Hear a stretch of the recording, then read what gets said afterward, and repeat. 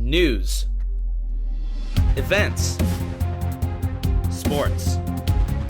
Same time, same place, right in the heart of Isla Vista.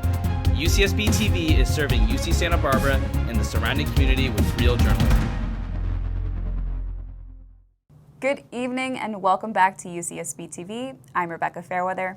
And I'm Pricila Flores. Breaking news tonight, UCSB Students for Justice for Palestine held a vigil in solidarity with Palestine after an air raid hit a hospital in Gaza City, leaving at least 500 civilians dead on October 17th.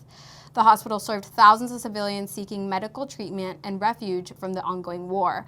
According to Palestinian health authorities, the massacre was a result of Israeli fire, but the Israeli military and Prime Minister Netanyahu deny the health officials' allegations. They claim the strike was a result of Palestinian militants. Many world leaders have taken to social media to condemn the violence. UN Secretary General Antonio Guterres tweeted out, "My heart is with the family of the victims. Hospitals and medical personnel are protected under international humanitarian law."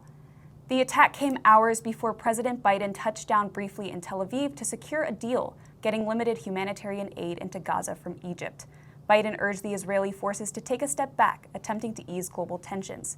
Egyptian President Sisi has agreed to open the sealed border between Gaza, allowing 20 trucks carrying aid across. UCSB Students for Justice for Palestine urged attendees on Wednesday to bring candles, pictures, signs, poems, keffiyehs, and flags. The group had a large turnout outside Stork Tower with students, faculty, and Santa Barbara residents in attendance, and vigil leaders lit incense and led the crowd into a chant. This vigil comes a week after the vigil held for Israel here on campus. As the war continues and videos and pictures are accessible to the public, have you noticed that sometimes social media platforms will warn you just before showing you something?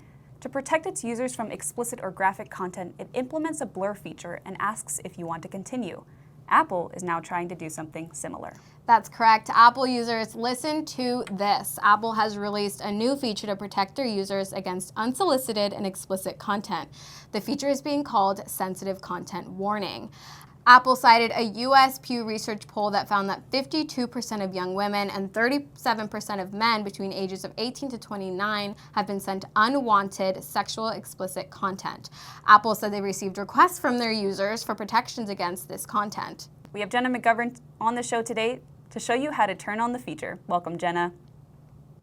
Thanks, Rebecca. Now, take a look at this on your screen. Turning on the feature can be done in 5 steps. Grab your iPhone or iPad and head to the settings. Tap on Privacy and Security. Now, you can scroll down and find where it says Sensitive Content Warning. All supported apps and services are turned on automatically, and you can even decide access for some apps and services. On your Mac, follow the same steps. Okay, now that it is on, now what? What will it do when you switch on the feature? It will blur content that may be explicit. This feature works in all Apple products and in Messages, AirDrop, Contact Posters in the phone app, and FaceTime video messages. Thank you for that inform, Jenna. Now turning our attention to an annual Out of Darkness community walk and rally held on October 14th to bring awareness around suicide and those affected. Our reporter Francesca D'Agata was able to visit the rally. Thank you, Rebecca. I'm here at Goleta State Beach Park at the Santa Barbara Out of Darkness Community Walk and Rally on Saturday, October 14th. As you can see behind me, the energy here is that of hope, as I'm surrounded by survivors and family members of those affected. We were able to speak to some of the volunteers on their stories and why the event was important to them. The AFSP is a nationwide nonprofit. We have chapters in all 50 states, including the territory of Puerto Rico. And our mission is to bring hope and resource to those who have been affected by suicide, but also to talk about mental health in a way that we talk about our physical health. And our community walk, they happen in every state and every city that our chapter's in. And it's a space where folks can come together. Maybe they're the survivors of a loss. As we walked around, we noticed many of the walkers wearing beads and asked about their significance. We are here at the Honor Bead Station. Each color means a different thing.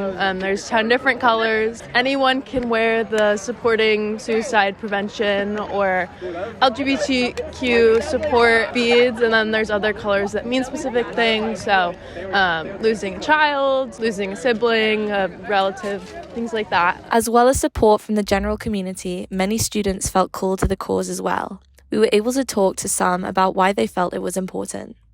I think it's really important that we bring more awareness to mental health issues, and especially in the Isla Vista community, I don't think a lot of people want to talk about what's going on, so that's why I'm here. I think everyone is struggling in their own way, and especially I've definitely gone through my own mental health journey, and it's hard because you feel like you're the only person going through something when you're not. And especially in IV, like they said, I feel like we don't have a lot of resources and everyone just kind of acts like everything's fine, when in reality we should be opening these conversations and telling our friends that it's okay not to have everything figured out. And I think it's really important that we just open the door for more conversations and make sure that everybody is okay, and just check on all your friends for sure. The annual march is organized by the American Foundation for Suicide Prevention. For 19 years, community members have come together to remember loved ones. The march now reaches over 400 communities, Goleta being one of them. Suicide affects 1 out of every 5 families. In Santa Barbara alone, the county coroner's office reported over 50 individuals had intentionally taken their lives this year alone. Within Goleta, there are resources if you or someone you love is struggling, such as the Suicide Prevention Lifeline and Santa Barbara County Behavioral Wellness. Even on campus, Active Minds and CAPS are resources for mental health. As the anticipation for today's journey increases, it's important to remember those lost and reflect on a sense of community and have hope for the future, along with many others. Thank you, Francesca. And across Santa Barbara, we have a reporter, Amanda Marroquin, who was able to visit the annual Asian American Neighborhood Festival. Today, I am at the 14th Annual Asian American Neighborhood Festival along with the Santa Barbara community.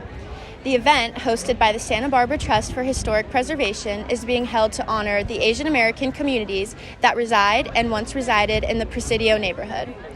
At today's festival, there are a host of cultural dance performances, educational booths, and arts and crafts coming to life around me right now as festival goers are excitedly flocking to and from each booth. Our very own UCSB break-in team is here, and I had the chance to talk to them about what this festival means to them. Yeah, sure thing. So I think we've performed for a pretty long time. Our club's been around since 2010. So we're one of the older clubs on campus. So every year we usually get invited. Just historically, our clubs had a really big Asian American demographic, and then just I guess as broader breaking hip hop culture goes, that's also very common. So I guess that's why lots of our members have felt like it's important to take the time for this one. Plus we just like to perform. So as far as hip hop and breaking in general goes, I think breaking has had since its inception, a lot of inspiration from, guys like Bruce Lee, right? So, one of our guys, he actually trained at, he trained Kung Fu. And so sometimes you'll see him during a set, do those poses and whatnot, which is pretty cool. But as far as culture goes, we're trying to share, what hip hop culture would be. But I guess, everybody's got their own perspective on the club as far as, their own inspiration, so. The Santa Barbara Trust for Historic Preservation largely advocates for the preservation and enrichment of the different Asian American communities and their historical roots in Santa Barbara, and also holds other events annually in July, including their Asian American film series. And as you can see, the community is loving this festival. This is Amanda Marroquin, UCSB TV. Thank you, Amanda, and it seems like it was a great time. It really does. That is all we have for you today. Thank you for choosing UCSB TV, the university's only broadcast news station, bringing you all the sports, news, and events you need to know. I'm Pricila Flores. And I'm Rebecca Fairweather. We'll see you next week.